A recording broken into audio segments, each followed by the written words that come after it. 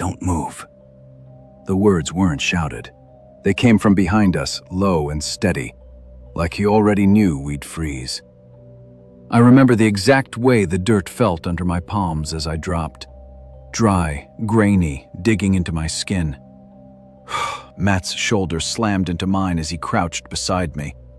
None of us turned around at first, because we already knew who it was. Branches snapped somewhere behind us, slow, controlled. And then Mark's voice cut through the dark from across the street. "Run!" 10 years earlier, none of it felt serious. We were 13, bored, and convinced nothing bad could actually happen to us. Our street was the kind of place where people left their porch lights on all night and didn't lock their cars. Back then, there were still empty patches of woods between houses, thin strips of trees that felt like our territory. Saturday nights meant one thing: ring the bell, run, hide, laugh.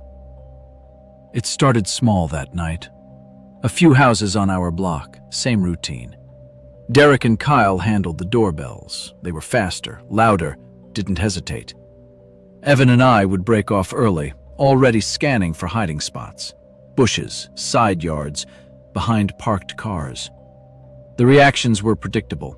Doors opening, confused faces. A couple of guys stepping out onto their porches, scanning left and right. "Real funny," one of them would mutter.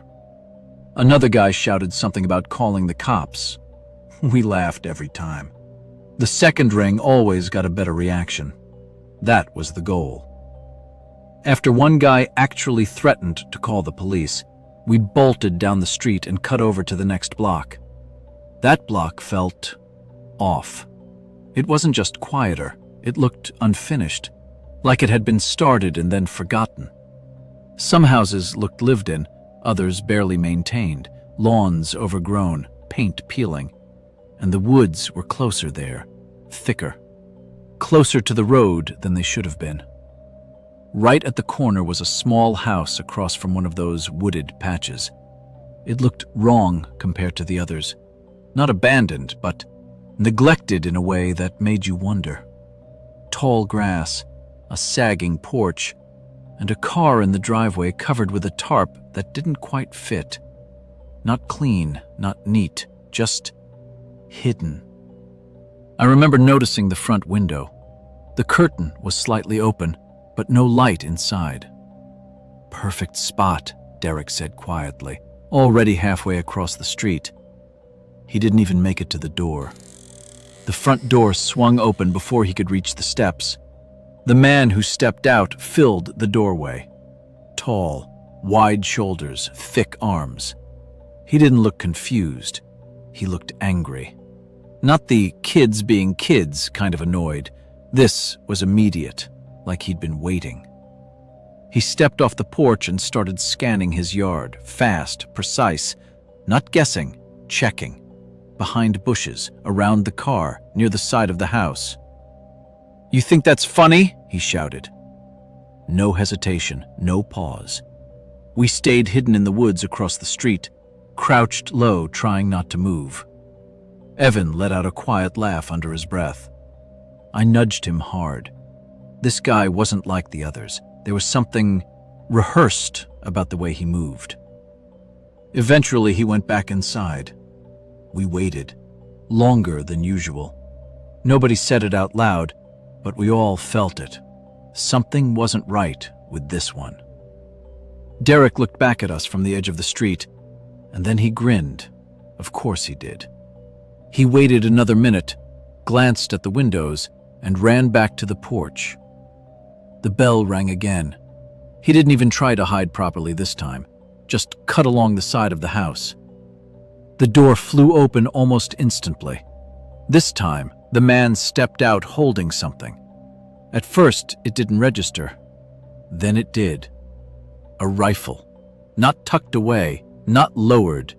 In his hands. Ready. Nobody laughed. Nobody moved. Even from across the street, I could see the way he held it, comfortable, like it belonged there. He moved through the yard again, slower this time, more thorough, closer to us. We lowered ourselves instinctively, pressing into the dirt. I could hear my breathing, too loud, too fast. Then he stopped, right in the middle of his lawn, and turned directly toward us. He didn't rush, didn't shout, just stood there, staring. The distance between us suddenly felt way too small. 10 seconds, maybe less, but it stretched. I remember thinking, he sees us, he knows, he has to. Then, without a word, he turned and walked back inside.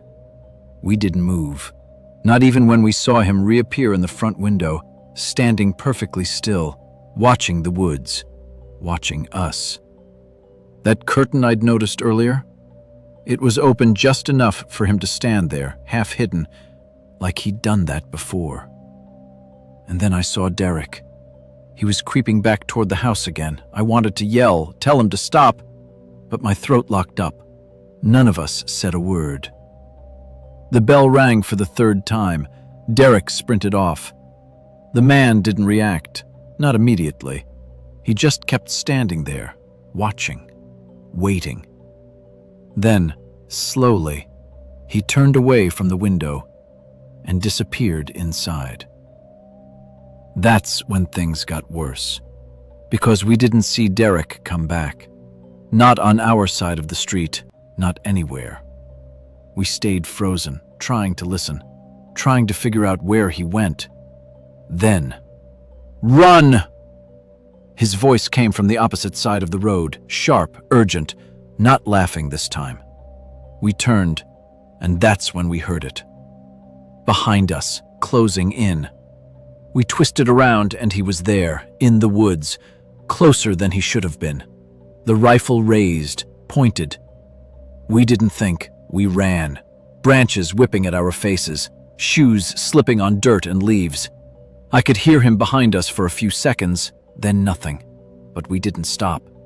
We ran across the street, past Derek, down the block, turning corners without thinking, just running. We didn't slow down until we were blocks away, bent over, gasping. Nobody spoke for a while. Then Derek finally said it. He crossed the street. We looked at him. "I saw him leave the house," he said. "He didn't come out the front. He went around, into the woods." That explained it.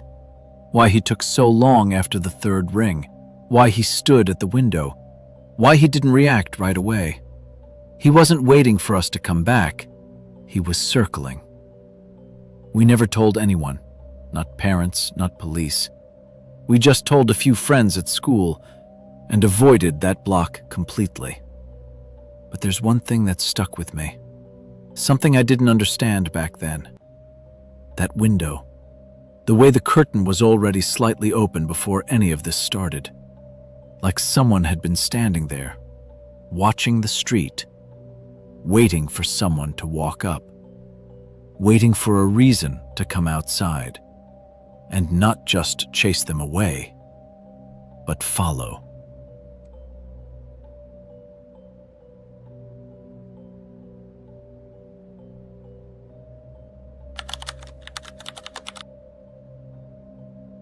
Hello? The word came out of my mouth before I could stop it, right after the giggle. A child's giggle, thin, breathy, and way too close, somewhere in the darkness above me. I froze halfway up the attic ladder, one hand gripping the string, the other tightening around the handle of my old aluminum bat.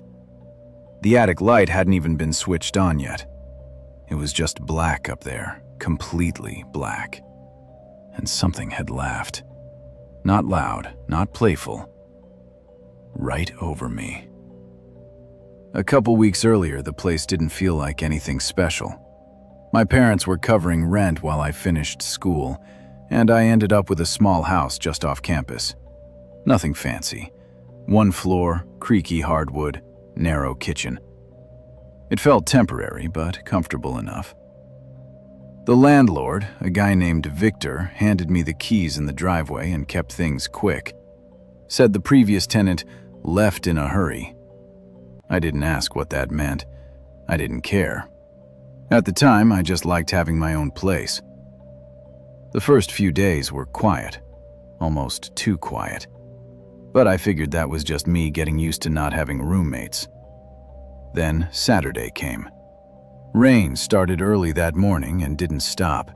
It pressed against the windows in steady sheets, the kind that makes everything outside look distant and gray. Sometime in the afternoon, I heard it. It came from behind me, just a short drag across the floor like something being pulled a few inches. I turned around fast enough that my neck cracked. Nothing. No movement. No open doors. No animals. I checked the front door. Locked. Windows shut tight. Told myself it was the house settling. Old wood, moisture, whatever. But I kept the TV louder after that. That same night, the storm got heavier. Thunder rolled low and slow, shaking the walls every few minutes. It should have been relaxing. That's when I heard something from the kitchen. The kitchen was dark, and in the middle of the floor, a cereal box on its side. Cheerios spilled everywhere, hundreds of them. If you enjoyed this story, like a like is dumped. always appreciated. I hadn't touched What that would you have box done in since their place? breakfast. Subscribe on the for more counter, stories from the sealed. dark. I crouched down and started picking them up one handful at a time. Then, right behind me, near the kitchen table, I stopped moving, listened. Nothing followed. I turned around slowly. No one there. I finished cleaning up faster than I should have and went back to the living room. I didn't turn the lights off in the kitchen after that. I must have fallen asleep at some point. The TV was still on when I woke up, the screen flickering through some late-night infomercial. But that's not what woke me. It was a sound, a dull thud, somewhere in the house, or above it. Then the rain came back, and I woke up feeling wrong. My head felt heavy, my stomach twisted. Around midday, I muted the TV, because I heard something above me. Not thunder, not the roof. Directly above my room. The attic. Then another, and another. 3 or 4 in a row, slow, uneven, like something shifting its weight. I stared at the ceiling for a long time before I moved. That attic door was in my room. A simple pull-down hatch with a string hanging from it. The ladder unfolded with a dry, cracking sound. I climbed up slowly. When I reached the top, I pulled the chain for the light. The attic was mostly empty.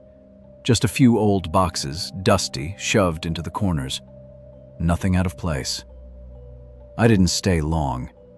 Something about the space felt wrong. Too still. Nothing happened for the rest of the day. Until that night. I woke up suddenly. Directly above me. Same spot, same weight. I didn't think this time. I grabbed the bat, pulled the string down harder than I needed to, and climbed up fast. Anger helps more than fear, at least at first. I remember yelling something, just trying to sound bigger than I felt. But before my hand found the light switch, right there, in the dark, not across the attic, not in the corner, right above the ladder, close enough that I could hear the breath behind it. Everything in my body just dropped, like my insides disappeared. I didn't turn on the light. I didn't look. I came down that ladder so fast I missed steps. I grabbed my phone, keys, didn't even shut the door behind me. I called my dad standing in the driveway, shaking so hard I could barely hold the phone straight. We went back the next day. My parents came with me to pack everything. The house looked normal again. Too normal. But there was one thing I didn't mention to them. Something I noticed while I was throwing the last of my stuff into boxes. The attic hatch. It wasn't fully closed, just slightly off, like it hadn't latched. And I know I slammed it shut before I ran. I never went back after that. You can call it stress, imagination. But there's one thing I can't explain. That laugh didn't echo. It didn't sound distant. It sounded like it came from a person standing right behind me, in a space where no one should have been able to stand at all.